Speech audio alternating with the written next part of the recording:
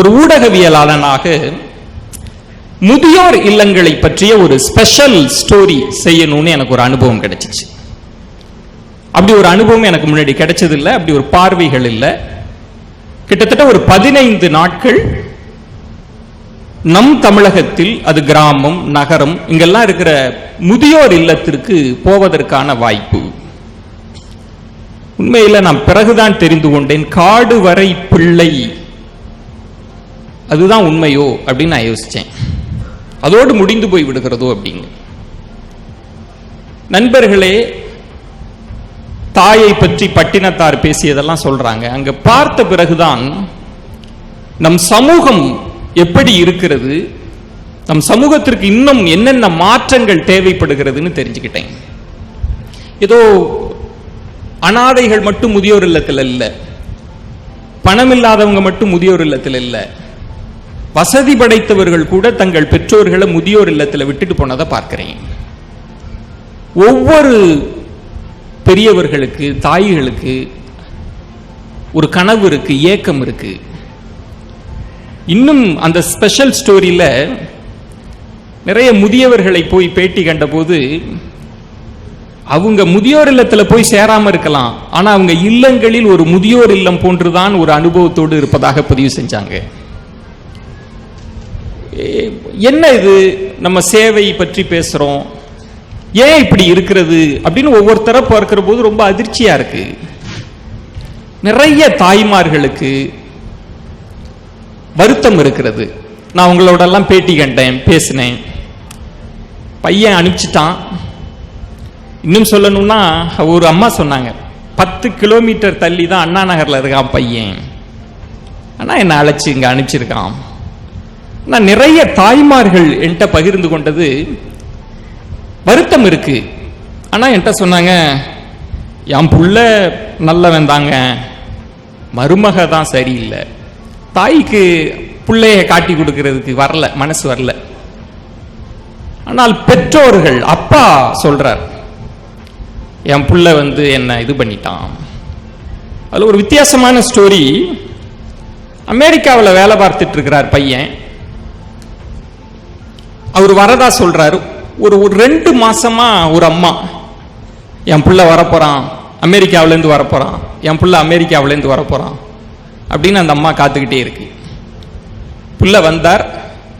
வந்து ஒரு லக்கேஜை சில பொருள்கள்லாம் வாங்கிட்டு வந்து அதை கொடுக்குறார். அதுக்கப்புறம் வரையமான் போனவர் கம்ப்ளீட்டா ஃப்ளைட்டு மதியம் அப்படின்னா மீண்டும் காலையில் 1 மாசம் தமிழ்நாட்டில் தான் இருந்திருக்கிறார். திரும்பவும் வரார், பார்க்கிறார், அம்மா பணம் வச்சுக்கோ, இதெல்லாம் வச்சுக்கோ, கிளம்பி போறார். அந்த குருகுலத்தினுடைய நிர்வாகிகிட்ட பேசின போது அவர் சொன்னார், பெரிய கொடுமை சார், எல்லாம் ஃபேமிலியோட கோயில் கோயிலா போயிருக்கிறார். காசி, ராமேஸ்வரம், 1 மாசம் ஃபுல்லா ட்ரிப்பு, கோயில் கோயிலா போயிட்டு கடைசி ஒரு நாள் ஒரு 2 மணி நேரம் பெத்த அப்பா அம்மாவுக்காக ஒதுக்கிட்டு ஏர்ல போயிட்டே இருக்கிறார் அப்படின்னு. இப்ப நான் மீண்டும் அறச்செய்திகள்னு டிஸ்ட்ரிக்ட் கவர்னர் எழுதின மாதிரி, நாம் பொது சமூகத்திற்கு சேவை பற்றி எல்லாம் பேசுறோம், நம் குடும்பத்திற்கு சேவை இல்லை, நம் கடமையை செய்கிறோமான்ற எண்ணம் எனக்கு வருது. அப்ப அவரிடம் கேட்டேன், எல்லா பசங்களுக்கும் அவர் அனுபவத்திலிருந்து எனக்கு சொன்னார், அப்பாவை பற்றிய என்ன புரிதல், தன் தந்தை இறந்த பிறகு அப்பாவை பற்றிய என்ன எண்ணம் அவருக்கு வருது அப்படின்னா, அப்பா எவ்வளவு சொத்து சேர்த்து வச்சிருக்கிறார், என்ன பேலன்ஸ் வச்சுட்டு போயிருக்கிறார், பேங்க் பேலன்ஸ் இருக்கு. இதுதான் ஒரு மகனினுடைய தந்தையை பற்றிய பார்வை அவர் இறந்த பிறகு. அம்மாவை பற்றிய பார்வை என்ன, ஹவுஸ் ஒய்ஃபா இருந்தா அது கூட கிடையாது அம்மாவை பற்றிய. அப்போதான் அவர் சொன்னார், முதல்ல ஒரு குழந்தைகளை முதியோர் இல்லத்திற்கு அழைச்சிட்டு காண்பிக்கணும்னு சொன்னார். எல்லாம் பாருங்க, என் தந்தை எனக்காக எவ்வளவு வியர்வை சிந்தினான், ரத்தம் சிந்தினான், என் அம்மா எனக்காக சின்ன பிள்ளையில இருக்கிறப்ப எவ்வளவு முத்தம் கொடுத்தால், அதெல்லாம் யாருக்குமே நினைவுக்கு வரல. உண்மையில் நான் இந்த அரங்கத்தில் இருப்பவர்களிடமே நான் கேட்கிறேன், நம் சேவை சார்ந்து பேசுறதுனால நான் உடைச்சு பேசுறேன், அப்படி இருக்கிறோமா? நம்ம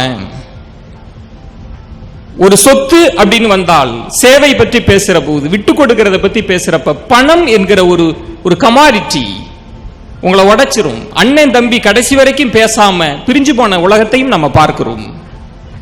நம்ம ஜோடனையாக பேசி பயனில்லை. அந்த இடத்திலிருந்து தான் சொல்றேன், நாம் சேவை, இது மாதிரியான ரோட்டரி அமைப்புகள் விளம்பரங்கள் இல்லாமல் எவ்வளவோ செஞ்சிட்டு இருக்கிறீங்க.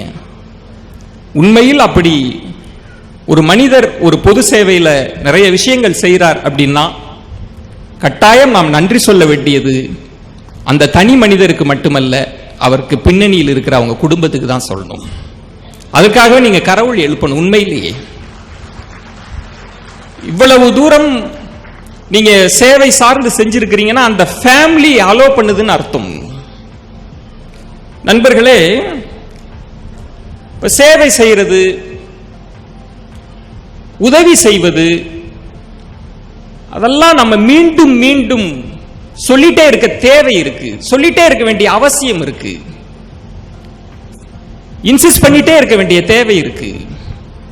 இல்லாட்டி விரைவான இந்த உலகத்திற்கு நமக்கான தேவைகளை இன்னும் முடியல அப்படின்ற ஒரு எண்ணம் இருக்கிறப்ப, எனக்கே 1000 கஷ்டம் இருக்கிற அப்படின்ற ஒரு எண்ணம் இருக்கிறப்ப, பிள்ளைய படிக்க வைக்கணும், ஹாஸ்பிட்டல் செலவு, 1000 செலவுகள் இருக்கிறப்ப, நான் இன்னொருத்தனை பத்தி யோசிக்கவே நேரம் இல்லாத ஒரு தருணத்தில், ஒரு விரைவான வாழ்க்கையில நம்ம என்ன செய்யணும்ன்ற ஒரு யோசனை, அந்த இடத்திலிருந்து தான் நம்ம யோசிச்சு பார்க்கணும். முதல்ல நல்ல குடும்பம் அமையணும், நல்ல பிள்ளைகள். நான் உங்களுக்கு ஒரு விஷயம் சொல்றேன், இளைஞர்கள் எல்லாம் இருந்தால் அவர்களுக்கு சொல்வது, நிறைய பிசினஸ் பீப்புள் இருப்பீங்க. என் ஊடக அனுபவத்திலிருந்து சொல்றேன், ஒரு 10 கோடி மதிப்புள்ள ஒரு பங்களாவில் ஒரே ஒரு ஆள் தான் அவர் மட்டும்தான் இருக்கிறார். அவருக்கு 2 பெண் பிள்ளைகள், திருமணம் ஆயிடுச்சு, நல்லா படிச்சு 2 பேருமே ஆவடியில் ஒருத்தர், அண்ணா நகர்ல இருக்கிறாங்க. ஆனா இவர் ஒற்றை மனிதர், தனியா தான் அந்த பங்களாவில் இருக்கிறார். அந்த நேர்காணல் பண்ணி நல்லா பண்ணதுனால என்ன பண்ணிட்டாரு, எனக்கு மேல் ஃப்ளோர், ஃபர்ஸ்ட் ஃப்ளோரை எனக்கு வாடகைக்கு கொடுத்துட்டார். நீ தங்கிக்கிங்க தம்பி அப்படின்னு. நான் மேலே தான் இருப்பேன். இரவு நேரத்தில் நான் வருவேன், ரொம்ப லேட்டாலாம் வரப்ப எனக்காக காத்துட்டு இருப்பார். அந்த கேட்டு திறந்துட்டாலே அப்படி எட்டி பார்ப்பார், வாங்க விஜயன் அப்படிம்பார். என்ன பண்ணீங்கன்னு ஒரு 5 நிமிஷம் பேசுவதற்காக காத்திருப்பார். சில நேரம் எனக்கே ரொம்ப டயர்டா இருந்தா, என்னடா அது நமக்காக பார்த்துட்டே இருக்கிறாரே அப்படின்ட்டு நான் காம்பவுண்டை தாண்டி குதிச்சு அவருக்கு தெரியாம மேலே போயிடுவேன், அவர்கிட்ட பேசாம இருக்கு. ஏன்னா எனக்கு 1000 வேலை பளு இருக்கும். திரும்ப பார்த்தா என்கிட்ட பேசணும்னு காலையில் காத்துக்கிட்டே இருப்பார். பெரிய பிசினஸ், பல கோடி இருக்கு. எப்பயாவது வருவாங்க, அவங்க 2 பெண் பிள்ளைகள் வருவாங்க, அப்பாவை பார்ப்பாங்க, சாப்பிட்டுட்டு திரும்ப போயிடுவாங்க. அப்போது அவர் சொன்ன ஒரு விஷயம், அவர் சொன்னார், விஜய் நான் ரொம்ப கஷ்டப்பட்டு வளர்ந்தவன், இவ்வளவு பெரிய கோடிகள்லாம் சம்பாதிச்சிருக்கிறேன். எங்க அம்மா கிராமத்தில் இருந்தவங்க, எங்க அம்மாவை நான் கூட்டிட்டு வந்து வச்சிருந்தேன் என் வீட்டில். அப்ப நான் பிசினஸ்னு நான் அலைஞ்சிட்டே இருப்பேன்.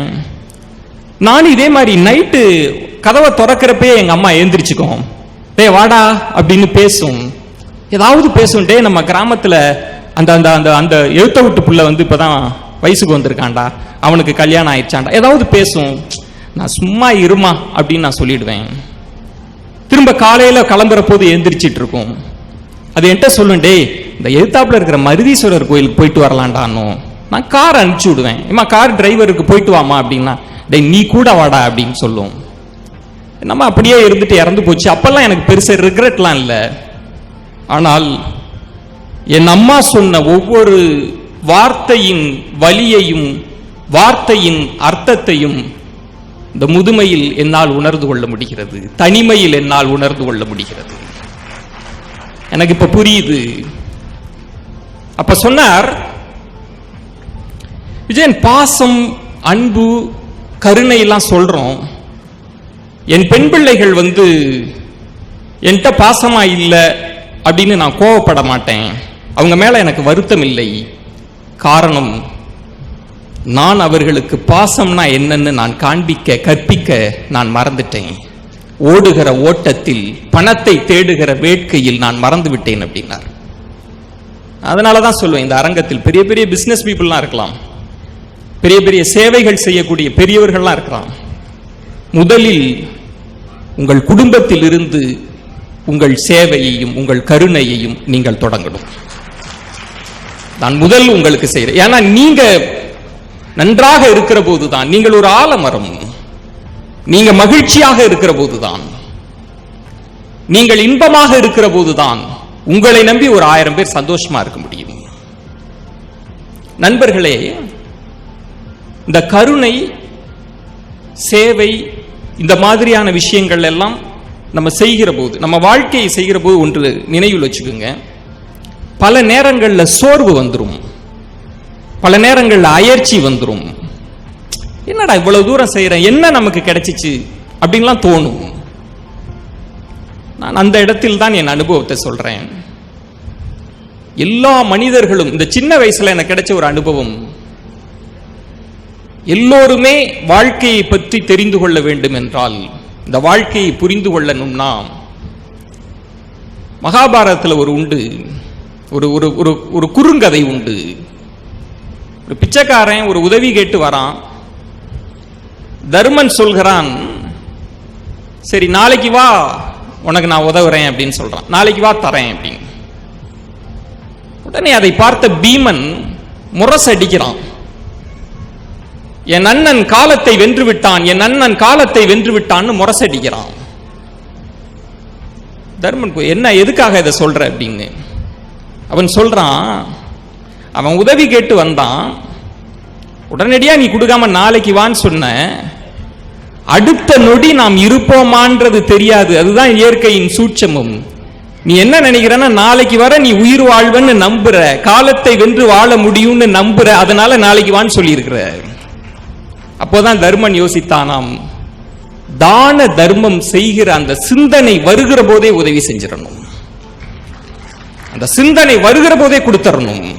அடுத்த நொடி நாம் இருப்போமான்னு நமக்கு தெரியாது. வாழ்க்கை அவ்வளவு. நண்பர்களே, மருத்துவமனை, என்.எஸ். கிருஷ்ணன் சொல்வார், வாழ்க்கையை பற்றிய பாடத்தை படிக்க மயானத்திற்கும் மருத்துவமனைக்கும் தான் போய் பார்க்கணும் அப்படிம்பார். நாம் புற்றுநோய் மருத்துவமனைக்கு போய் பார்க்கிற போதுதான்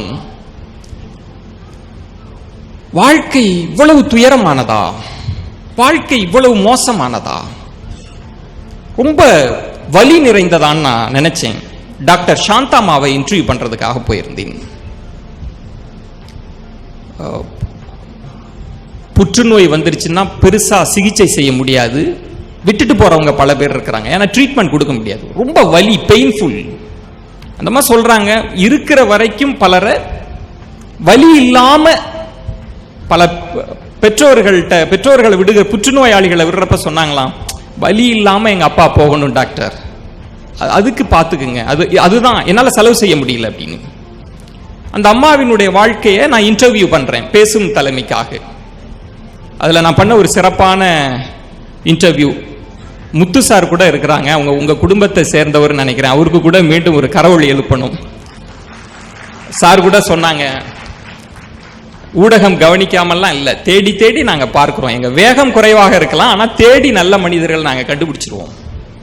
இப்போ டாக்டர் சாந்தாமாவை பண்ணிட்டு இருக்கப்ப கரெக்டா ஒரு 12:45 இருக்குங்க. நாங்க இவ்வளவு பெரிய கிராண்ட் செட்டப் போட்டு இன்டர்வியூ பண்ணிட்டு இருக்கிறோம். நைட்டு டெலகாஸ்ட் பண்ணணும். அந்த அம்மா கரெக்டா 12:45க்கு எழுந்திரிச்சிட்டாங்க. நான் கொஞ்ச நேரம் கழிச்சு வரேன். இல்ல மேடம் முடிச்சிடறோம். நோ நோ நோ, எனக்கு கொஞ்சம் சின்ன வேலை இருக்கு, நான் போயிட்டு வந்துடுறேன் அப்படின்றாங்க. திரும்ப வெளில போறாங்க. ஒரு ஒரு 20-25 பேருங்க, வயசானவங்க, சின்ன குழந்தை, எல்லாம் கேன்சர் பேஷண்ட் காத்துட்டு இருக்கிறாங்க. அந்த அம்மா அவங்களோட போய் பேசுறாங்க. ஒரு அம்மா கையை பிடிச்சிட்டு அழுது, ஒரு அம்மா கட்டி பிடிச்சி அழுது. ஒரு 35 நிமிஷம் அந்த நோயாளிகளோடு டாக்டர் சாந்தாமா பேசிட்டு இருக்கிறாங்க. பேசி எல்லாம் முடிச்சிட்டு திரும்ப இன்டர்வியூக்கு வந்தாங்க. அப்ப அவங்க சொன்னாங்க, அவ்வளவு பெரிய ஆளா இருக்கட்டும், இந்த 12:30 to 1:15 அவங்களுக்காக நான் கொடுக்கப்பட்ட நேரம், நான் யாருக்கும் நான் தரமாட்டேன் அப்படின்னாங்க.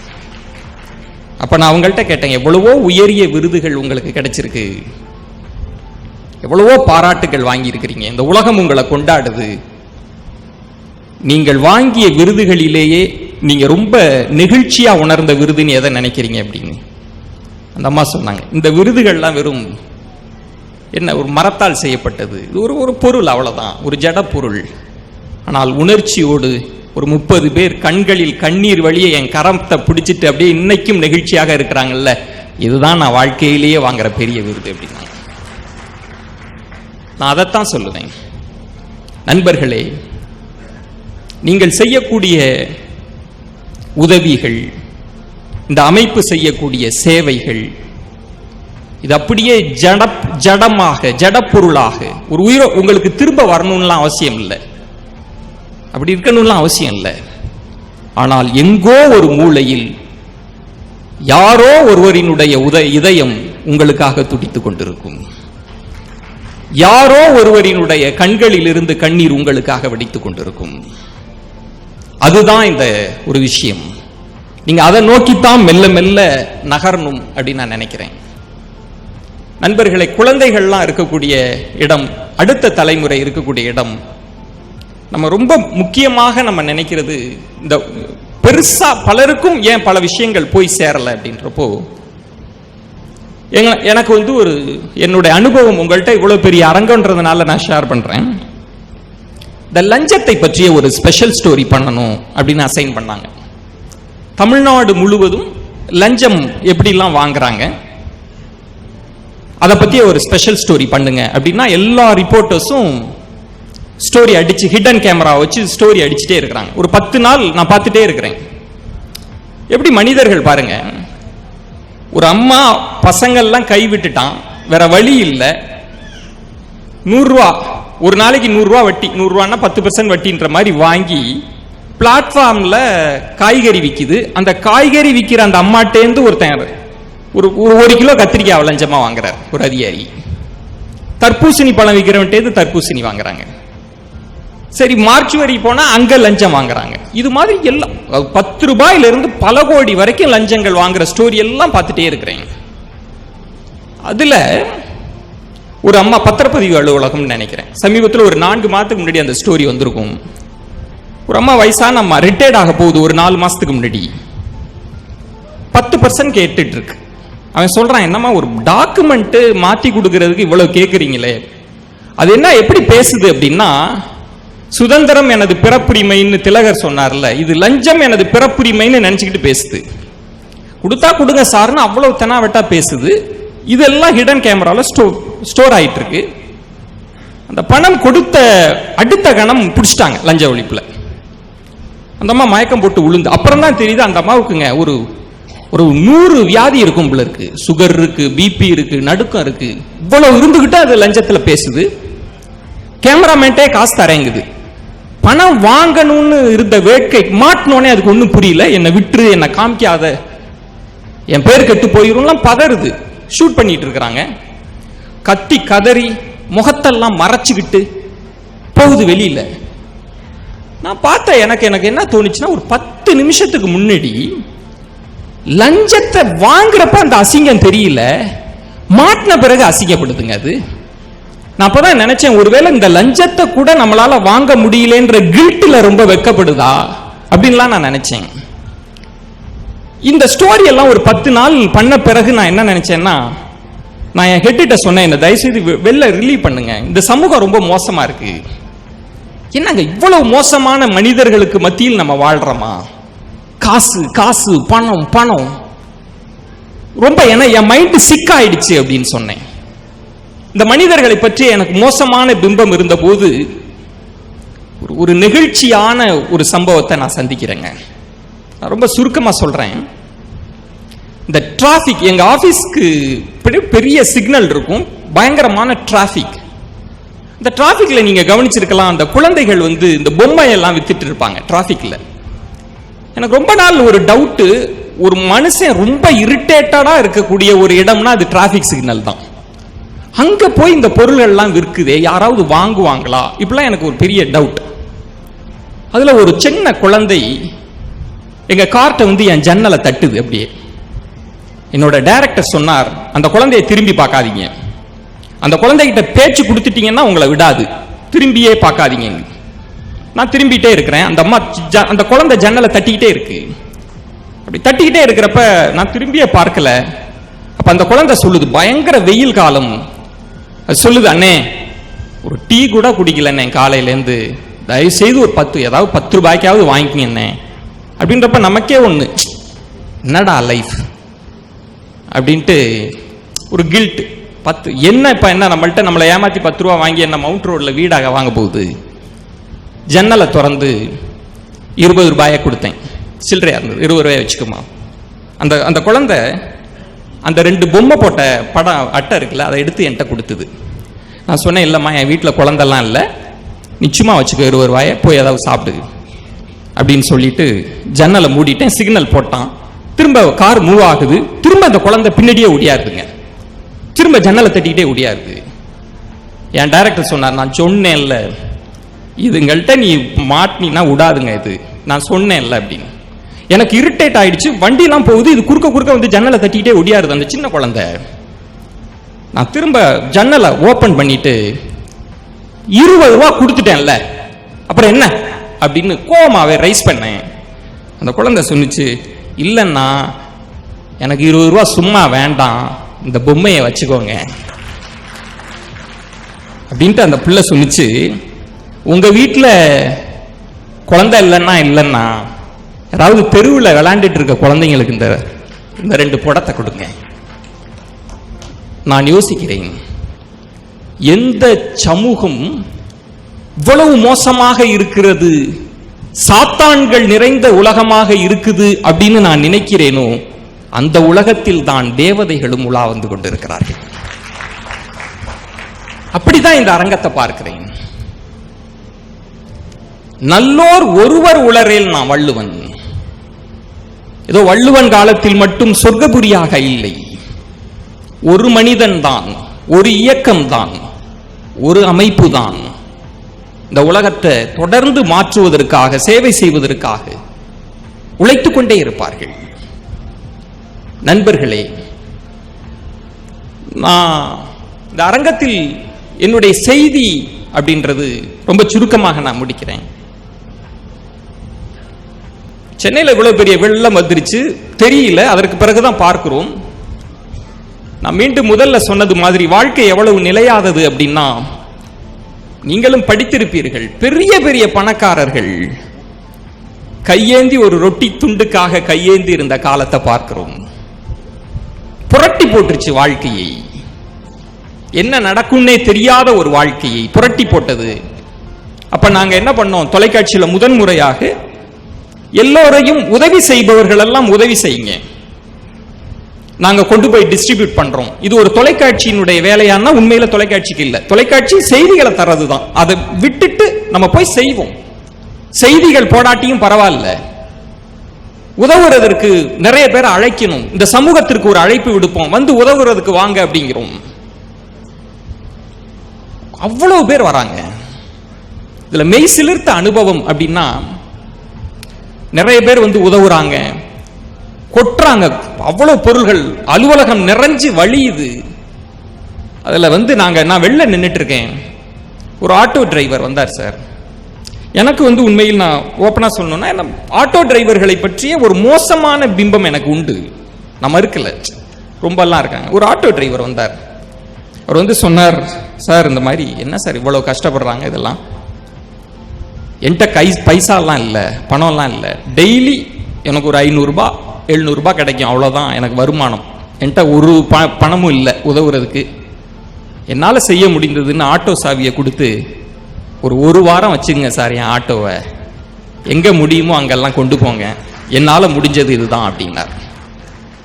நண்பர்களே, இந்த வாழ்க்கையை நீங்கள் திரும்பி பார்க்கிற போது முதுமை இருக்கும், விரக்தி இருக்கும், வெறுப்பு இருக்கும், வலிகள் இருக்கும், ஆற்றாமை இருக்கும். அவ்வளவு வலிகள் நிறைந்த அந்த வாழ்க்கையை நீங்கள் திரும்பி பார்க்கிற போது ஒரு மயிலிறகால் தடவுவதை போல உங்களுக்கு சந்தோஷம் கொடுக்கக்கூடிய தருணங்கள் அப்படின்னு சொன்னா நீங்கள் செய்யக்கூடிய உதவிகள் தான், நீங்க செய்யற உதவிகள் தான்.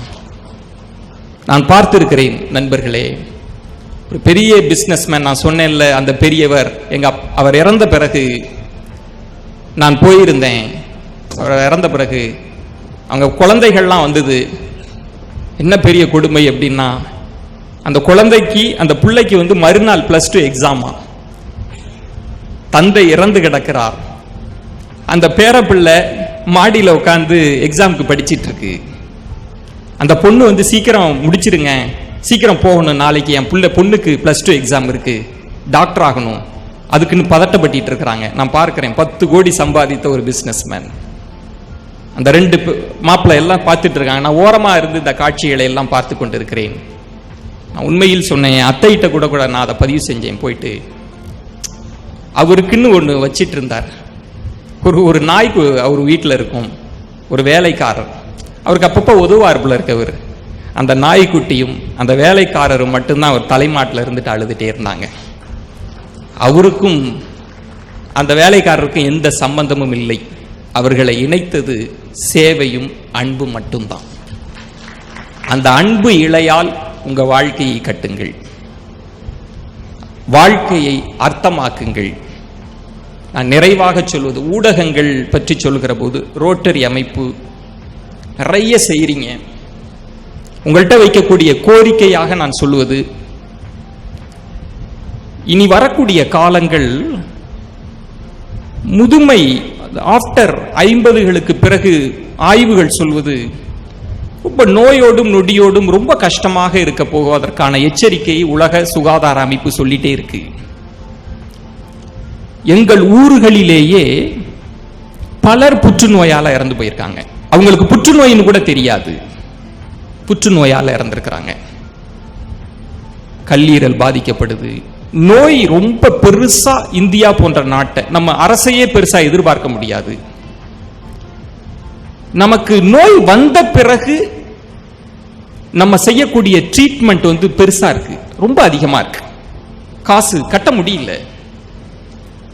ஆனா நோய்க்கு முன்பு நம்மால் விழிப்புணர்வை ஏற்படுத்த முடியும். ஒரு மாஸ்டர் ஹெல்த் செக்அப் ஒருத்தன் சரியான நேரத்தில் செஞ்சிருந்தா அவன் ஒரு பெரு நோயிலிருந்து காப்பாற்றி இருக்க முடியும். ஆனா அங்க அது நடக்கல. பலருக்கும் என்ன நினைக்கிறோம்னா, மாஸ்டர் ஹெல்த் செக்அப் அப்படின்னு சொல்லிட்டாலே பாருங்களேன், மனித மனம் எப்படி இருக்கு பாருங்களேன். மாஸ்டர் ஹெல்த் செக்அப் பண்ணிட்டு வெளில வரான், அவனுக்கு எந்த நோயும் இல்லைன்னு சொல்லிட்டா கஷ்டப்படுறாங்க. 20,000 ரூபாய் செலவு பண்ணேன், ஒன்றும் இல்லைன்ட்டான் அப்படின்னு. ஏண்டா அதுக்காக நான் 10 நோயாவா லிஸ்ட் போட்டு கொடுக்க முடியும்? உலக சுகாதார நிறுவனம் சொல்லுது, காது கேளாமை சின்ன ஒரு எக்யூப்மெண்ட் இருந்தா போதும். ஆனா நம்மள்ட்ட இல்ல ஹாஸ்பிட்டல்ல. அது குழந்தையை நம்ம ரொம்ப லேட்டரா கண்டுபிடிக்கிறோம், காது கேட்கல அப்படின்னு. ஆனா அது பெரும் பாதிப்போடு இருக்கிறது. இந்த விஷயங்கள் எல்லாம் நீங்க கவனம் செலுத்துங்க. நான் மீண்டும் உங்கள் கரவொலிகளோடு, இந்த போலியோ அப்படின்ற ஒரு விஷயம் இருக்கே, அதுக்காக ரோட்டரி அமைப்பு செஞ்சிருக்கேன், பெரும் கரவொலி கொடுங்க சார். நான் மீண்டும் சொல்வது, ஊடகங்களுக்கு நம்ம இப்படிதான், இந்த மாதிரியான நிகழ்வுகளின் மூலம் தான் ஊடகத்தினுடைய மனசாட்சியை உழுக்க முடியும். ஊடகம் நேரடியாலாம் வந்துடாது. அப்புறம் இன்னொன்று, ரோட்டரி அமைப்பிலேயே நீங்க நிறைய செய்றீங்க, விளம்பரப்படுத்தணும். அது தற்புகழ்ச்சி அல்ல. ஒரு பொது சேவைக்காக ஒருத்தர் உதவி செய்கிறார் அப்படின்னா அவரை பற்றி பேசணும். பேசும் தலைமைன்ற நிகழ்ச்சியின் வடிவமே அதுதான். அவரை கொண்டாடணும். காரணம், அவரை பார்த்து எங்கோ இருக்கக்கூடிய ஒருத்தன் செய்யணும்னு நினைப்பான் சார். நிறைய செய்யுங்க, நிறைய விளம்பரப்படுத்துங்கள், நிறைய மக்களிடம் கொண்டு போய் சேருங்கள். இந்த தமிழ் பூமியில சங்க இலக்கியம் சொன்ன ஒரே பாடலை சொல்லி முடிக்கிறேன். ஒரு வாழ்க்கை எப்படி திரும்பி பார்க்கப்படும்ன்றப்போ, ஒரு மன்னன், புறநானூற்றில் ஒரு பாடல், மன்னன் இறந்து போயிட்டான், படையல் வச்சிருக்கிறாங்க, இலை போட்டு அவனுக்கு வேணுங்கிறதெல்லாம் வச்சு. அந்த மன்னனை எப்படி ஒரு புலவன் பார்க்கிறான் பாருங்க சங்க இலக்கியத்துல. அந்த புலவன் சொல்றான், என்னடா முட்டாள்தனம் செஞ்சிட்டு இருக்கிறீங்க, என்னடா செஞ்சிருக்கிறீங்க அப்படின்னு கேட்கறான். எல்லாம் அதிர்ச்சியா பார்க்கிறாங்க. என்ன இலை போட்டிருக்கிறீங்க, சாப்பாடுலாம் வச்சிருக்கிறீங்க, என்ன செய்யறீங்க, இது மன்னனுக்கு தெரிஞ்சா எவ்வளவு கோவப்படுவான் தெரியுமா அப்படின்னு. இவர்களுக்கெல்லாம் புரியல, என்ன படையல் தானே வச்சோம் அப்படின்னு. நம் மன்னன் எப்படி வாழ்ந்திருக்கிறான் பாருங்க. அந்த புலவன் சொல்றான், என் மன்னன் என்னைக்குடா தனியா சாப்பிட்டான், ஒரே ஒரு இலைய போட்டு சாதம் போட்டிருக்கீங்களே, இந்த மன்னன் 100 பேரோட சேர்ந்து இல்லடா சாப்பிட்டுட்டு இருப்பான், அவனை சுருக்கிட்டீங்களேன்னு ஒரு மன்னனை பற்றி ஒரு புலவன் சங்க இலக்கியத்துல பாடுறான். இப்படித்தான் வாழ்க்கை திரும்பி பார்க்கிற போது பார்க்கப்படும். அந்த இடத்தில் நம்ம செய்கிற நம்ம சேர்த்து வைக்கிற அக்கவுண்ட் பேலன்ஸோ, நம்ம சேர்த்து இருக்கிற சொத்துக்களோ நமக்கு நிகழ்ச்சியை தராது. ஏதோ ஒரு இடத்தில் நீங்க செஞ்ச அந்த உதவிகளும், ஒரு பொது சேவையும், ஒரு அன்பும் கருணையும் மட்டும்தான் யாரோ ஒருவரால் நினைவு கூறப்படும். அந்த விதத்தில் இந்த மாநாடு மட்டுமல்ல, உங்கள் சேவையும் ஆண்டாண்டு காலம் யாரோ ஒருவரால் இந்த உலகில் நினைவு கூறப்பட்டு கொண்டே இருக்கும் என சொல்லி மீண்டும் விடைபெறுகிறேன். நன்றி, வணக்கம்.